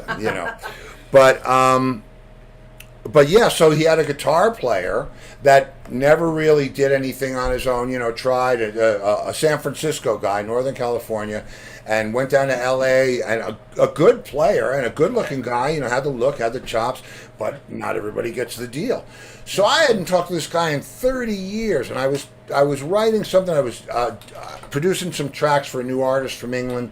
And I said, I'm looking for a deal. What does everybody think? What song do you like? Just doing that thing. And he comes out of nowhere and says, you might as well just put it out yourself. Traditional record deals are dead. And, good luck. And I said, wow, man, maybe we should talk. He called me up, told me that he's like pulling $1 million a year in royalties down from NBC. He's done all these court shows. If you looked at his IMDb, it would blow your mind. And I said, well, man, I can do that. And he said, oh, Steve, all rock guys think they can do that. I said, no, man, I can do that. I've done a couple of features and some industrials and so on and so forth. And he said, well, give me your best. So he tells me I got to get the computer, and I get this computer with 500 ridiculous libraries in it. Man. And what it is the guy who builds the computers tells everybody in LA, next year I'm coming to get this computer back, just leave the licenses open. So, because you put it for your studio, you got 100 licenses in there, it's unlimited and then he gives them a new computer and sells the other one to someone like me. And I'm like, wow. So Steve got Will.i.am. So I've got Will.i.am's old computer and the libraries that are in there. It's insane. Yeah. So I practice. I'm watching demos on watching YouTube, and I had scored before, but not like this was, a certain sound palette and Sure. they use different. Oh, yeah. I know. So I get a call right before Christmas. He said, "Steve, I hate to throw you off into the deep end." He said, "But one of my composers went to Canada and didn't bring his drive, and I need 13 ethnic uplift cues." For Amazing Race. For Amazing Race, and I was like, wow. Yeah. So we got to know what countries they yeah. went So we to. got to know who won and all, the stuff. Nice. And yes, and they used them. They used them all. I was so, They're still using those and they same still ones? use them today. They The still same use. ones. It's crazy. Reruns, those beautiful reruns. Well, Yeah. the thing about the other show, I'm not really supposed to talk about these things, but who's course really not. listening, right? They keep reusing my cues, all my Naked and Afraid stuff. They keep using it in new. It's like new season starts. There's my stuff again, and I get the statement, and I get the check, and it's You know like, what I know from the inside of these places is it's not that they're lazy, it's that they're crazed. They're always underemployed in those things. So if whatever is right in front of them is perfect. So if you're the guy that's right in front, just Steve, get that Steve thing. That's really good. Get that in. And other guys try and get it. I don't have time to listen to your thing. No, we got what we need. Yeah. I've done the music for The News with Shepard Smith. It's running right now on CNN. wow. Yeah. Cool. Okay. I gave them 35 cues. You know how many they're using? 1. And it's not like they don't like the cues. It's just, this one works. And we told them, we gave you 35. You asked for all these things. Yeah. But we're good. We're fine. 1 cue. That's the bad news because it's a theme and they only pay for theme once an hour. So all that underscore that I wrote doesn't get paid because they're not using it. They keep using the theme for underscore. And they don't pay it as underscore? Because it's theme? Because it's theme. I just, we're going through this with ASCAP right now. And they said, look, this is the ASCAP rule. It is a theme. The song is named main theme. The fact that they're using it as underscore doesn't matter because it's the main theme. And we're like, Wow. We wrote all kinds of bumpers. Don't take me off into that conversation. Yeah. Wow. So I don't know what I'm going to make on it. They forgot to do cue sheets. So this was done in October of 2020. I still haven't made any money on it. Oh. April, they're going to pay us for the whole time. So I don't, it could be a sweet April. Oh, I hope it is, man. I hope it is. It runs a lot. I mean, it's at 7 to 8 every weekday. Then it runs again at midnight. Then it runs again at 4 o'clock in the morning since 2020. That's a lot of shows, and it's an hour-long show. So it could be good. Well, I think we know somebody that wrote a theme song that did pretty well. Did you after Newmark? Who played drums for Carly? Oh, all kinds of people. Rick Marotta did for a while. Ah, my cousin Rick Marotta. He's your cousin? Him and Jerry. Yeah, no. I'll be there. Like I love third Rick. cousins, third cousins. Yeah, second or third cousin. Yeah, my father told me like a million years ago, and I ran into Ricky once out in L.A. But yeah, it's just such a crazy. He is the world's biggest ball buster. Oh my God. I was doing a session with, you remember Dean Friedman? Sure. Ariel. Whatever. Anyway, Rick's on the session. He goes, Dean Friedman? What the hell kind of a name is that? This is our first session. He doesn't know the guy and he just starts busting his balls. And Dean doesn't know whether he's busting his balls or really being a prick. And, eventually everybody starts laughing, but Rick just wouldn't let up. Dean Friedman, is that supposed to be rock and roll? Who is going to buy a record by Dean Friedman? Wow. Oh, God.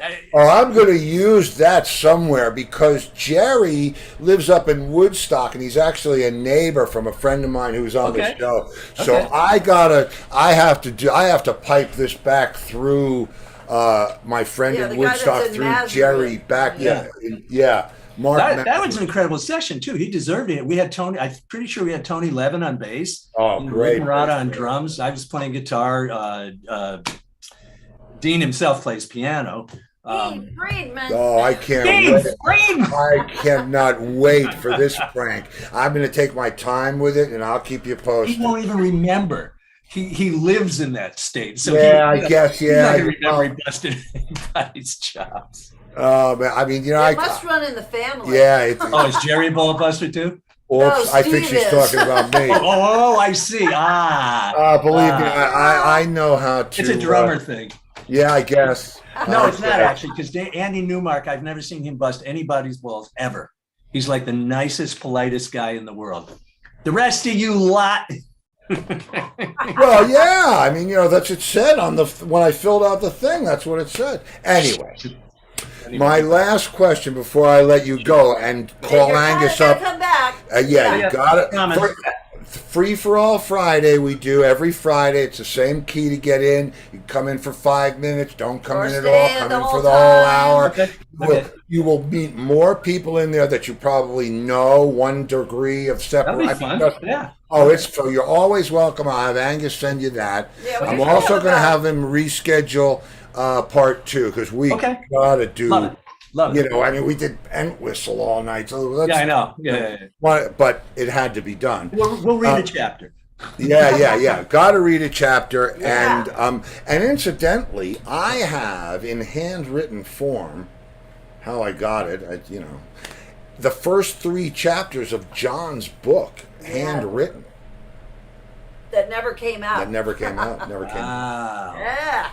That's It, pretty was, it starts off. It was the best of festivals. It was the worst of festivals. Okay. Yeah. Wow.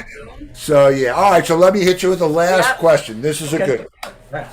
If you could do one show live with anybody or any group of people, living or dead, who would it be? Oh boy. Yeah. Wow. This is wow, another wow. 20 minutes, right? Yeah, I should have done my homework on that one, because that I got to think about. I mean, again, one of the first things that comes to my mind would be Zeppelin. Zeppelin at Madison Square Garden would be kind of fun, Yeah. or the Albert Hall or someplace like that. As a second, boy, I played with the Doors. That was kind of fun. Wow, that's cool. Yeah, I was their bass player for 10 minutes, and then I quit. Really? Yeah. That's got to be. That's where That's where for part that- 2. That's for part 2. All right, Yeah, part part 2. two. You Okay. got it. Densmore and I became good buddies. It was fun. Ah, that's excellent. Yeah, he's cool. He's still around, John Desmond. Yeah, he is. Yeah, good. Oh, good. Yep. Okay. And All Derek's- right, well, we will definitely pick this up, man. I knew it was going to go this way, but I had no idea. So Love it. part 2 coming up. I hope You we got see it. you Friday. This was a blast, man. Same here. I really enjoyed it. Thank The you viewers so are much. saying Yeah. yes, part 2. So the viewers. And you got to give your wife a mic, for God's sake. She can't be yelling from the sidelines. No, I have a mic. I have she's a got mic. a mic. If Oh, it's much quieter than yours, though. Yes, I have one. well, Does she have a face? I'm sure she has a face. I She do, does, but I don't want to be seen do or you know? heard. Do you know the artist? Sia? Yeah, sure. Okay, she's no Sia. Oh. Ba-da-bum. Can't see ya. Can't see ya. Yeah. Yeah. No. See ya. Yeah, exactly. No, yep. No. I mean, I'll send you a picture. She's Okay. pretty. I love her. But there We've you been go. there. We've been Hey, there man, 40 Jimmy, years. thank you so much. I can't You're wait welcome. for part 2. All right. We'll do. All right, and, so Angus will get in touch with me and we'll book something. yes, Yeah. and Friday, any Friday, every Friday, whatever you want. You're part of the family. What's the link? It's Same the one. same one. Oh, okay. All right. Very Yeah, good. makes it So I just easy. pop on. And what time? Yeah. Same time, anytime between 7 and 8. Perfect. Yeah. I mean, with COVID, the Friday and Saturday nights are pretty boring these days. So. And man, let me tell you, the guys that are, if you don't know somebody that's in there, it would blow my mind. One of our regulars is Booker King, New York, just a monster bass player. Plays with Corey Glover. Plays with Corey Glover, and he was in a band called The Trend. And then there's a couple of sound guys that have been out with everybody, front of house guys that have been out with everybody in the and world. a front of house girl, Mousy. Yeah, and Mousy, our front of house Mousy. lady. Yeah. Okay. I Lindy wonder. Kotke, who was in the Yeah, the Good bass player. Rats. You remember the Good Rats? Yeah, I do. Yeah, the bass player comes in. Okay. He lives in Antigua, so he's I don't know all. any of these guys, but this would be a great time to meet them. Oh, that's. Yeah.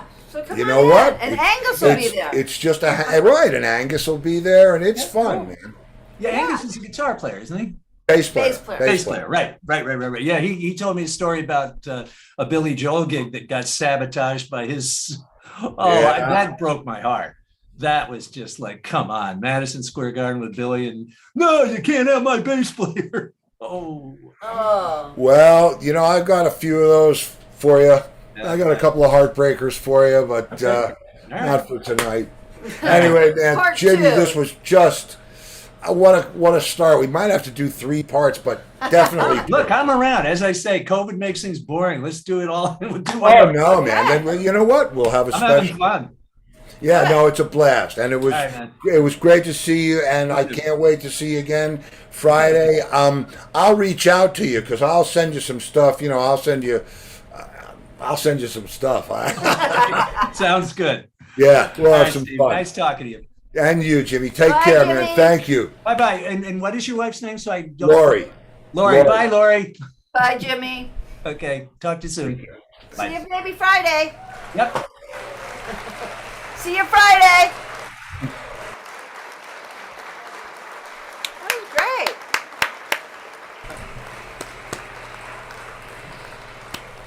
There he is with Carly. Yeah. Mm-hmm. There he And I'm is. sure he has plenty more Yeah, stories yeah. to tell. That was really fun, man. Yeah. I love good stuff like that.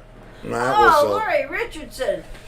Lori she gets Rich- the she flaming gets the- guitar. Oh, are you ready? Are you ready, yes. Lori Richardson? Are you ready? ready? Here it comes. Just for you. Boom! Don't tell me it's not working. After you What did all that happened? work on it. I did all this work. Oh, no, you stay right there. What happened to it? Oh, I don't know. Send the mega one. This is crazy. No. How come this is not You know what? working? People don't want to stay in here all night. I don't want to stay in here all night, but I want my thing to work. All right, mega stars. Oh, I'll give her the mega stars, but these are the. No, she needs the burning stars. And here they come. Okay, for you, Lori, burning stars. Meanwhile, I blocked 4 hackers tonight. See that? Huh? Lori? Woo! You rock! Steve worked on that for a very long time. Yeah, a couple days, month or two. Okay, tomorrow night. Anything goes Wednesday. Do we have our requests? We Wow. already have 4 requests. Okay, so we're good for the We're good. requests. Yep. I will do my best. Don't forget about, Mondays with Brad and our new thing coming up. I can't wait for you Not to get a tomorrow, piece of but this. next Not Wednesday. tomorrow, but a week from tomorrow. Oops, what? The Key West Sunset Report. With who? Oh! TJ and Pearl. Yup. Yeah. Been a busy Next ass week. day, hasn't it? Next week. Well, you know how that goes, kids. And as always, if I don't see you in the future.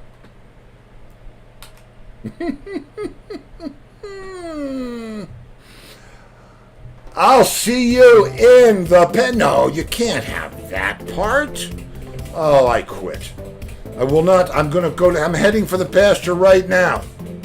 Somebody, please get me out of here.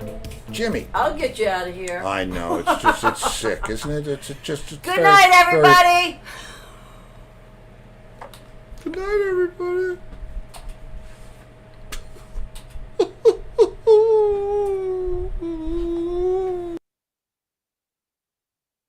I just got kicked.